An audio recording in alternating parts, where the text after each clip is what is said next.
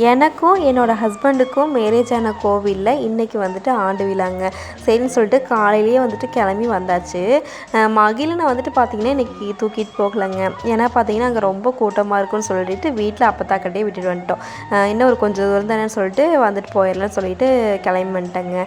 காலையிலே மாடுகளை எல்லாமே இருந்தது, அது எல்லாமே முடிச்சுட்டு வந்துட்டோம். அப்புறம் வந்தோடனே பார்த்திங்கன்னா வீட்டில் எல்லாருக்குமே வந்துட்டு காஃபியெல்லாம் போட்டு கொடுத்துட்டு கிளம்பிட்டு இருந்தோம் கோயிலுக்கு போகிறக்காக. எனக்கு வந்து இன்றைக்கி டே வந்து ரொம்பவே ஒரு ஸ்பெஷலாக இருந்தது. ஏன்னா நம்மளுக்கு கல்யாணம் ஆன கோவிலுக்கு வந்துட்டு நம்ம போகிறோன்னாவே அது ரொம்ப ஒரு சந்தோஷம்தான். ஏன்னா இப்போ நாங்கள் போகிற கோயில் பார்த்திங்கன்னா கருப்பாயன் கன்னிமார் கோயில் தான். ஸோ அது வந்துட்டு பார்த்திங்கன்னா கும்பாபிஷேகம் முடிஞ்சிட்டு எங்களோட மேரேஜ் தான் ஃபஸ்ட்டு நடந்தது. அதை நினச்சாவே ரொம்ப ரொம்ப சந்தோஷமாக இருக்குதுங்க. சரின்னு சொல்லிட்டு இன்றைக்கி எக்காரணத்தை கொண்டு தவிர்க்கக்கூடாது, போயே ஆகணும்னு சொல்லிட்டு கிளம்பி வந்தாச்சுங்க. வந்து பார்த்திங்கன்னா சாமி எல்லாருமே சூப்பராக அலங்காரம் பண்ணி வச்சுருந்தாங்க. சரின்னு சொல்லிட்டு எல்லா பக்கமும் கும்பிட்டு அப்புறம் வந்து ஒரு கொஞ்சம் நேரம் வெயிட் பண்ணிகிட்டு இருந்தோம். சாமி வந்துட்டு அலங்காரம் பண்ணிகிட்டு இருந்தாங்களா, சரி பூஜையெல்லாம் பண்ணுறதுக்கு முன்னாடி கொஞ்சம் நேரம் உட்காந்துட்டு பேசிகிட்டு இருந்தோம்.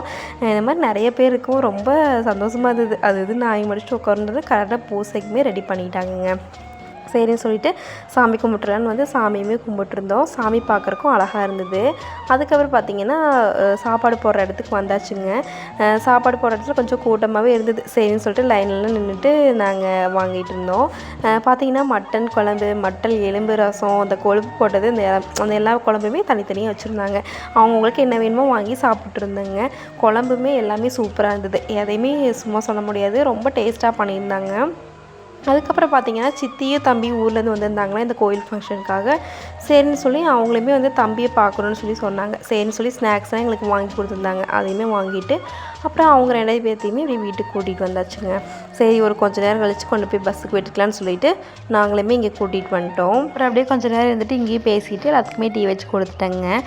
எனக்கு வந்து அங்கே நான்வெஜ் சாப்பிட்டதுக்கு ஒரு மாதிரியாக இருந்ததுங்களா, சரின்னு சொல்லிட்டு 7up குடிக்கலான்னு சொல்லிட்டு கொஞ்சம் ஜீரணமாகும்னு சொல்லி 7up தான் குடிச்சிட்டு இருந்தேன். அப்போது என்னோடய தம்பியும் வந்துட்டு பார்த்திங்கன்னா அப்படியே கொஞ்சம் வீடியோலலாம் போஸ்ட் கொடுத்துட்டு இருந்தார் சாரு. அதுக்கப்புறம் நான் தம்பிக்கு ஒரு டாய்ஸ் ஆர்டர் போட்டு வச்சுருந்தேன் இல்லைங்களா, அதை எடுத்து பார்த்துட்டு பார்த்திங்கன்னா அது நல்லா இருக்குன்னு சொல்லிட்டு இருந்தான்.